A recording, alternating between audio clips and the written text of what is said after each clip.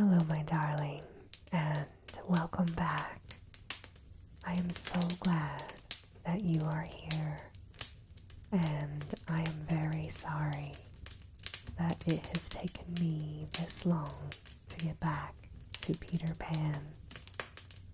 It is such a fun story, and I am so glad to pick this project back up. Now please, lie back, close your eyes, and relax as I read Peter Pan Chapter 4 to you. Chapter 4, The Flight. Second to the right and straight on until morning. That, Peter had told Wendy, was the way to the Neverland. But even birds, carrying maps and consulting them at windy corners, could not have sighted it with these instructions. Peter, you see, just said anything that came into his head. At first, his companions trusted him implicitly, and so great were the delights of flying that they wasted time circling round church spires or any other tall objects on the way that took their fancy. John and Michael raced, Michael always getting a head start. They recalled with contempt that not so long ago they had thought themselves fine fellows for being able to fly around a room. Not long ago, but how long ago? They were flying over the sea before this thought began to disturb Wendy seriously. John guessed that it was their second sea and their third night away. Sometimes it was dark, sometimes light, and now they were very cold and again too warm. Did they really feel hungry at times, or were they merely pretending? Because Peter had such a jolly new way of feeding them. His way was to pursue birds who had food in their mouths suitable for humans and snatch it from them. Then the birds would follow and snatch it back, and they would all go chasing each other around gaily for miles, parting at last with mutual expressions of goodwill. Wendy noticed, with gentle concern, that Peter did not seem to know that this was a rather odd way of getting your bread and butter, nor even that there were more simple ways. Certainly, they did not pretend to be sleepy. They were really sleepy, and that was a danger, for the moment they fell asleep, down they fell. The awful thing was, Peter found this very funny. "There he goes again," he would cry gleefully, as Michael suddenly dropped from the sky like a stone. Save him, cried Wendy, looking with horror at the cruel sea far below. Eventually, Peter would dive through the air and catch Michael just before he would strike the sea, and it was lovely the way he did it, but he always waited until the last moment, and you felt it was his cleverness that interested him and not the saving of a human life. Peter was also fond of variety, and the sport that engrossed him one moment would suddenly cease to engage him, so there was always the possibility that the next time you fell, he might let you go. He could sleep in the air without falling, by merely lying on his back and floating. But this was, partly at least, because he was so light that if you got behind him and blew, he would float even faster. "Do be more polite to him," Wendy whispered to John when they were playing Follow My Leader. "Then tell him to stop showing off," said John. When playing Follow My Leader, Peter would fly close to the water and touch each shark's tail in passing, just as in the street you may run your finger along an iron railing. not follow him in this with much success, so perhaps it was rather like showing off, especially as he kept looking behind to see how many tails they missed. You must be nice to him, Wendy impressed upon her brothers. What would we do if he were to leave us? We could go back, Michael said. How could we ever find our way back without him? Well then, said John, we could go on. That is the awful thing, John, said Wendy. We should have to go on, for we don't know how to stop. This was true. Peter had forgotten to show them how to stop. John said that if the worst came to the worst, all they had to do was go straight on, for the world was round, and so in time they would come back to their own home. And who was to get us food, John? Asked Wendy. I nipped a bit out of an eagle's mouth pretty neatly, Wendy. After the 20th try, Wendy reminded him. Even though we became good at picking up food, see how we bump against clouds and things if he is not near to give us a hand. Indeed, they were constantly bumping.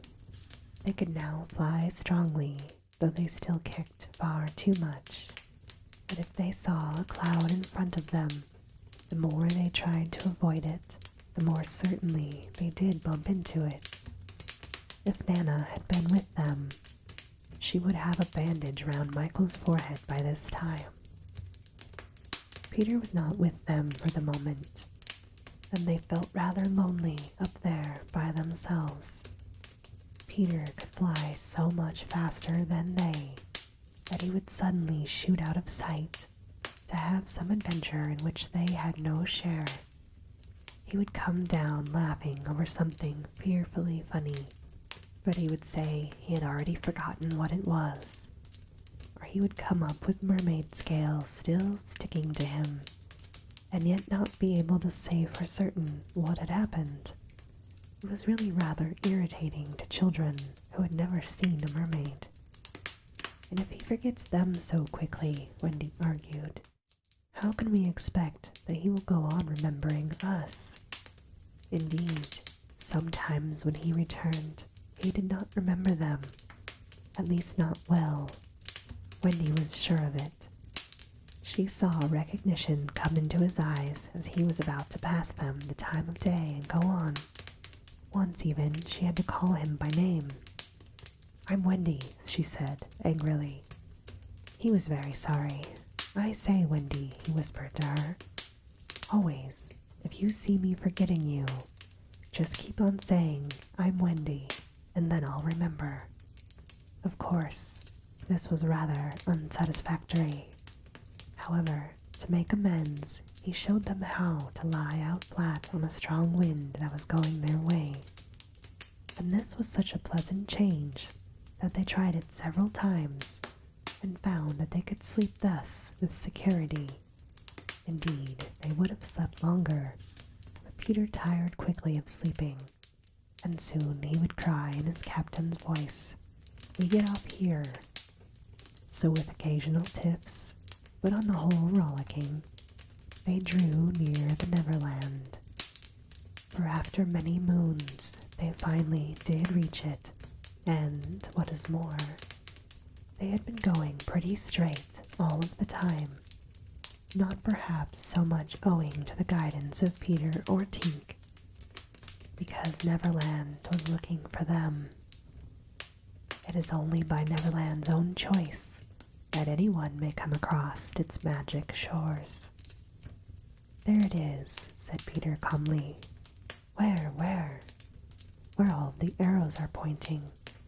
Indeed, 1,000,000 golden arrows were pointing it out to the children, all directed by their friend the sun, who had wanted them to be sure of their way before leaving them for the night.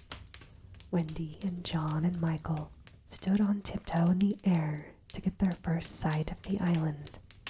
Strange to say, they all recognized it at once, and until fear fell upon them, they hailed it, not as something long dreamt of and seen at last, but as a familiar friend to whom they were returning home for the holidays.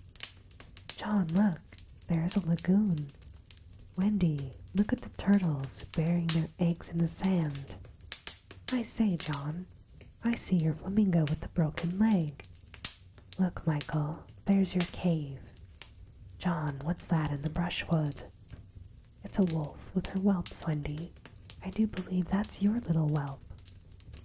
That's my boat, John, with her sides stove in. No, it isn't. Why, we burned your boat.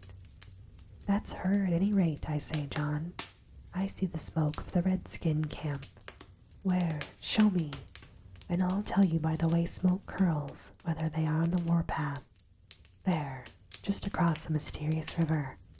I see now. Yes, they're on the warpath, all right."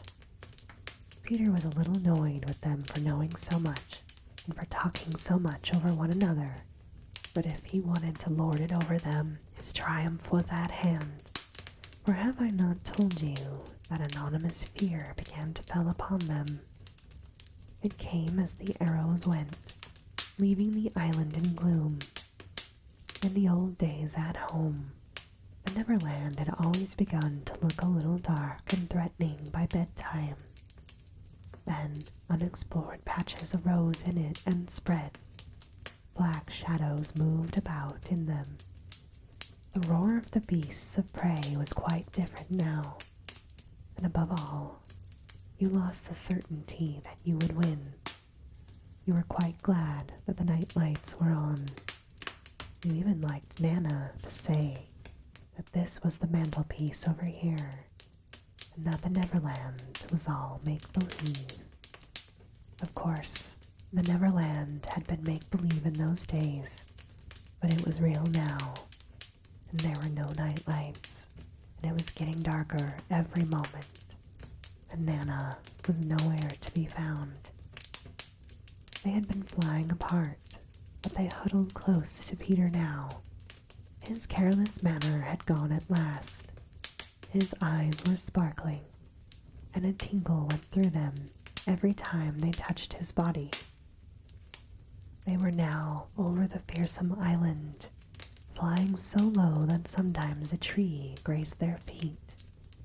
Nothing horrid was visible in the air, yet their progress had become slow and labored, exactly as if they were pushing their way through hostile forces. Sometimes they hung in the air until Peter had beaten on the air with his fists. "They don't want us to land," he explained. "Who are they?" Wendy whispered with a shudder. But he could not or would not say. Tinkerbell had been asleep on his shoulder, but now he had wakened her and sent her out in front. Sometimes he poised himself in the air, listening intently, with his hand to his ear, and again he would stare down with eyes so bright that they seemed to bore two holes into the earth. Having done these things again, he would go on. His courage was almost appalling. "Would you like an adventure now?" he said casually to John. "Or would you like to have your tea first?" Wendy said tea first, quickly, and Michael pressed her hand in gratitude.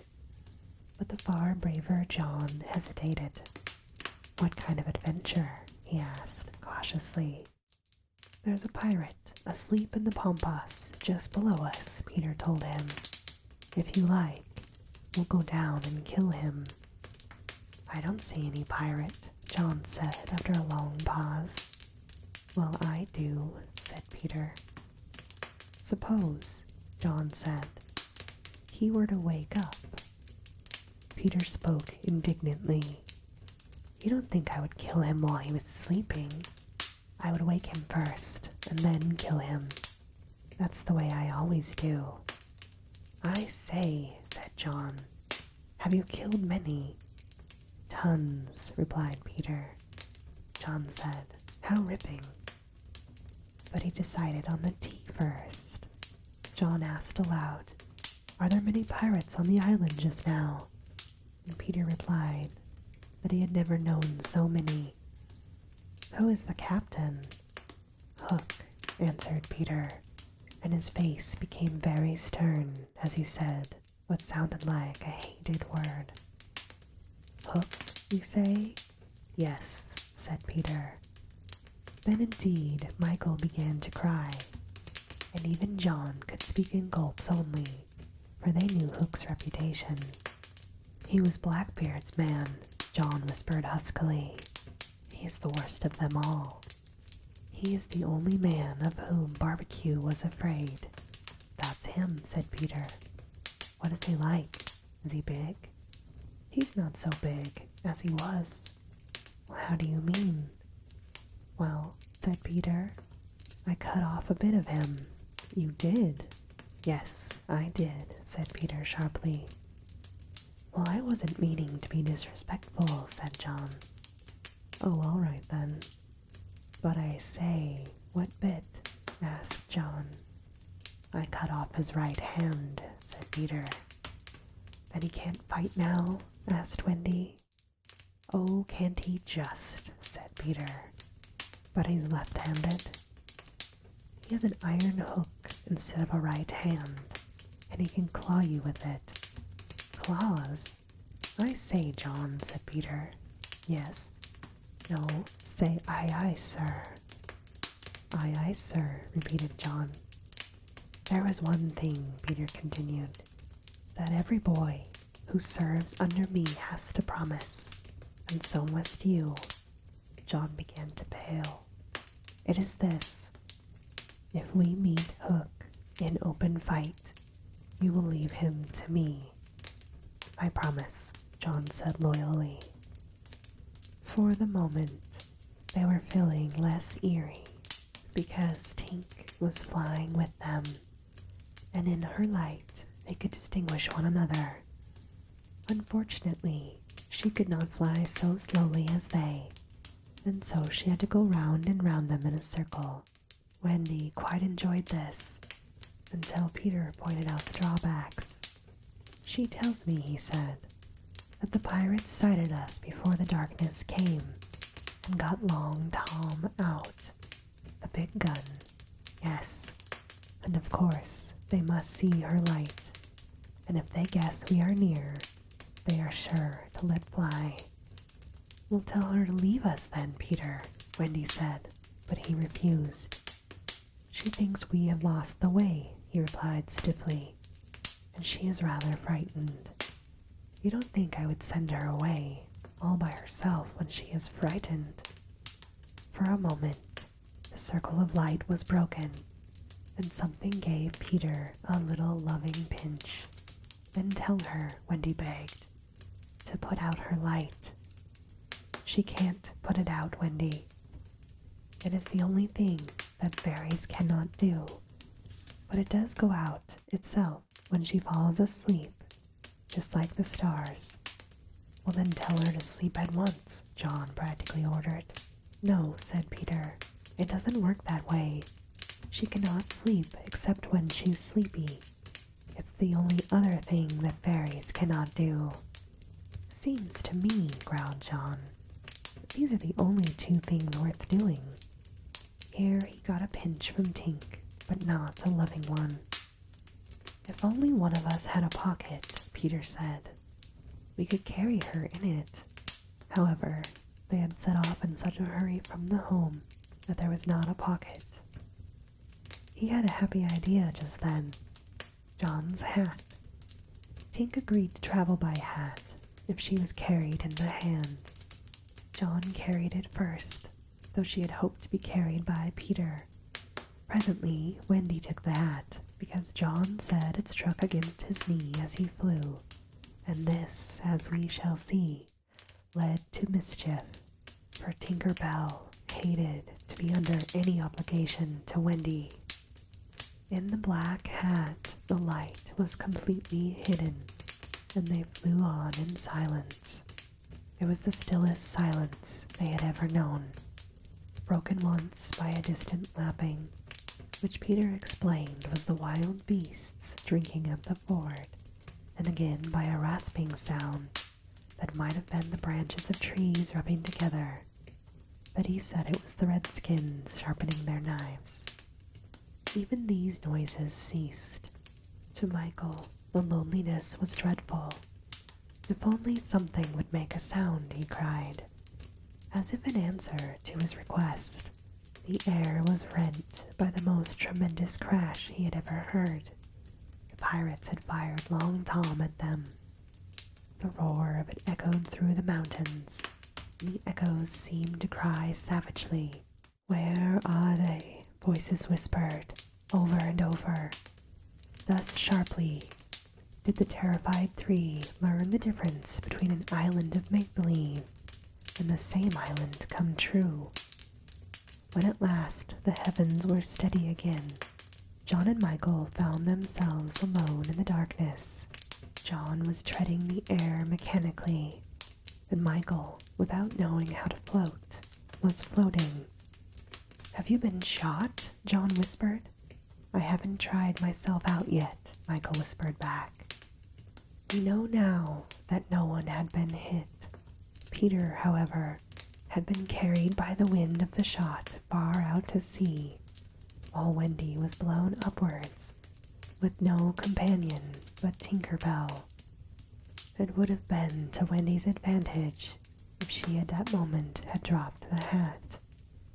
I don't know whether the idea came suddenly to Tink, or whether she had planned it on the way, but she at once popped out of the hat and began to lure Wendy to her destruction. Tink was not evil, but rather she was a little bad. But on the other hand, sometimes she could be good. Fairies have to be one thing or the other, because being so small, they unfortunately have room for only one feeling at a time. They are, however, allowed to change, only it must be a complete change. At present, she was full of jealousy of Wendy. What she said in her lovely tinkle, Wendy could not make out, and I believe some of it was bad words, but it sounded kind, and she flew back and forward, plainly meaning, "Follow me, Wendy." So what else could poor Wendy do? She called to Peter and John and Michael, and got only mocking echoes in reply. She did not yet know that Tink hated her with the fierce hatred of a very woman, and so, bewildered, and now staggering in her flight, Wendy followed Tink to her doom. And this, my darling, ends our reading of Chapter 4 of Peter Pan. Chapter 5 is coming up soon, do not worry. I hope that you are able to sleep well tonight, and that you have creepy and good dreams. Good night.